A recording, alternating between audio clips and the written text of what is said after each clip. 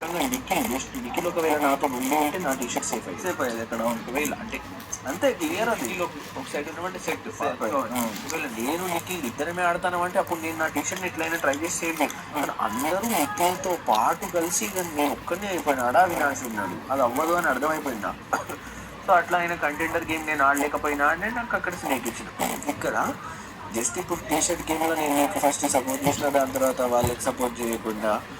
నా టీషర్ట్ చింపంగానే ఇక అపోజిట్ అయిపోయినా అని చెప్పి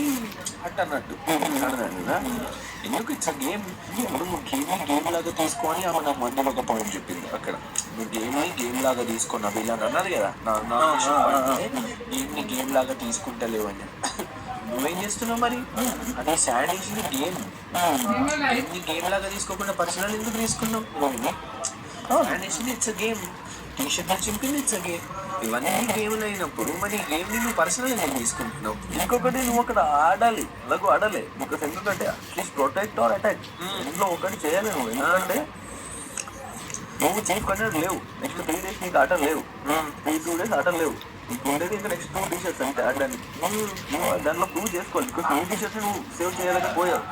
సో నీ పవర్ ఏంటనే చూపించడానికి స్పేస్ లేదు అక్కడ చూపించాలి నాకు ఎవరు కావాలో వాళ్ళని ఉండాలని ప్రొటెక్ట్ చేయకపోయినా ఎవరి వద్దు వాళ్ళని చింపనిపోయినా I was either this side or that side. నేను న్యూట్రల్ గా ఉండి సేఫ్ గేమ్ ఆడలేదు నేను అదే చెప్పిన నాకు సేఫ్ గేమ్ ఆడినట్టు అనిపించింది మీరు అందరూ ఆమె ఆడలేదు అనిపించింది అందుకే ఫిక్స్ అప్పుడు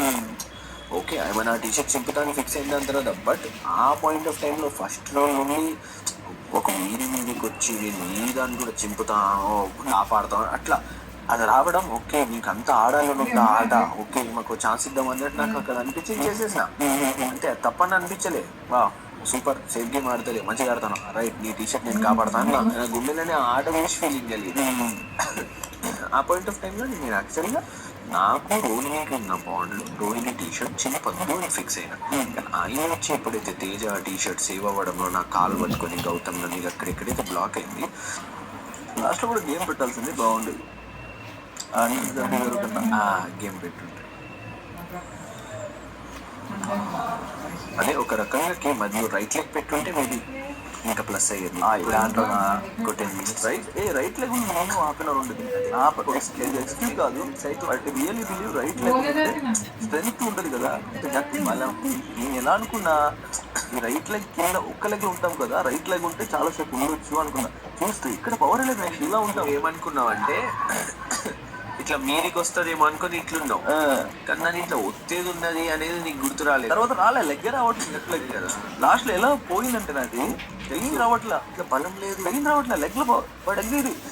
కంట్రోల్ లేదు పోయి మీదికి వచ్చేస్తాను ఏం అవుతుంది అర్థం కాదు 3-4 times ఆయన నాకు ఇట్లా కొట్టినప్పుడు కరెక్ట్ అవుతుంది మళ్ళీ ఓకే అప్పుడు ఫోకస్ కొంచెం మిస్ అయింది ఆ టైంలో ఏదో సెట్ అయ్యలేదు టైంలో అది మంచిగా ఆడింది నా హ్యాండ్ కూడా ఇట్లా వన్కింది చూడు అప్పుడు మన నాకు అంటే మనం వీక్ ఉన్న హ్యాండ్స్ పెట్టుకుంటే మనం ఏం చేయలేము అక్కడ స్ట్రాటజీలో ఫెయిల్ అయినా మొత్తం రైట్ లెగ్ పెట్టుంటే మేబీ ఎక్కువ సేపు ఉండేది ఆ పాయింట్ లో కూడా గేమ్ అయిపోయినాక కూడా ఆమె చాలా మనం కూడా అప్రిషియేట్ చేసినాం చాలా బాగా ఆడింది ఆ లెగ్ తో నీకు కాంబినేషన్ ఇచ్చి అంతసేపు సేమ్ వెయిట్ తో ఆమె అంతసేపు ఉన్నదంటే గ్రేట్ లేజీ అసలు గివప్ ఇవ్వకుండా ఆడిందని చెప్పి నిఖిల్ దగ్గరైనా నీ దగ్గరైనా తేజ దగ్గరైనా అవినాష్ దగ్గరైనా ఆమె తారీఫే చేసినా కానీ ఆమె ఆడలేదు ఇది అదని చెప్పి బ్యాక్ నుంచి ఇట్లా అట్లా కూడా ఏం లేదు జస్ట్ నా సపోర్ట్ ఒకరికి చూపించిన కాబట్టి ఇంకొకరికి నేను సపోర్ట్ చేయొద్దు అక్కడ డిజర్వే వచ్చింది కాబట్టి అది నేను నా పరంగా నేను ఎవ్రీథింగ్ నేను కరెక్టే చేసిన